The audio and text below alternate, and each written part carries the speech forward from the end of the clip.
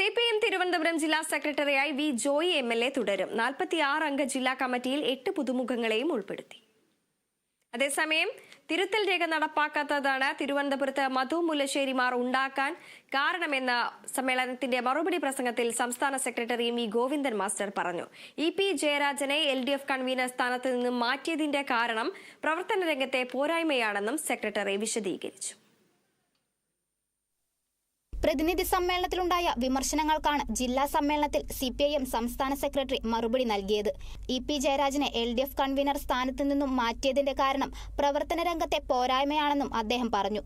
പോരായ്മകൾ പരിഹരിച്ച് മുന്നോട്ട് കൊണ്ടുപോകാനുള്ള ശ്രമങ്ങൾ നടത്തി.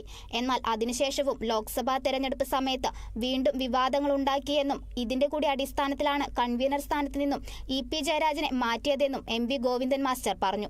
മധു മുല്ലശ്ശേരിക്കെതിരെയും രൂക്ഷമായ ഭാഷയിലാണ് വിമർശനം ഉന്നയിച്ചത്. തിരുവനന്തപുരം ജില്ലയിൽ പാർട്ടിയുടെ തെറ്റുതിരുത്തൽ രേഖകൾ നടപ്പാക്കിയിരുന്നുവെങ്കിൽ മധു മുല്ലശ്ശേരിമാർ ഉണ്ടാകില്ലായിരുന്നുവെന്നും പുതിയ പാർട്ടി സെക്രട്ടറിയെ മധു മുല്ലശ്ശേരി കാണാൻ വന്നത് പണപ്പെട്ടിയും വില കൂടിയ സ്പ്രേയും വിദേശ വസ്ത്രങ്ങളുമായാണെന്ന് അദ്ദേഹം പറഞ്ഞു. മധു മുല്ലശ്ശേരിയുടെ ആറ്റിങ്ങലിലെ ലോഡ്ജ് നടത്തിപ്പിൽ നിരവധി പരാതികൾ ഉണ്ടായിട്ടുണ്ടെന്നും MV ഗോവിന്ദൻ മാസ്റ്റർ കുറ്റപ്പെടുത്തി. അതേസമയം തിരുവനന്തപുരം CPIM ജില്ലാ സെക്രട്ടറിയായി വി ജോയി തന്നെ തുടരും. 46 അംഗ ജില്ലാ കമ്മിറ്റിയിൽ 8 പുതുമുഖങ്ങളെയാണ് ഇത്തവണ ഉൾപ്പെടുത്തിയിരിക്കുന്നത്.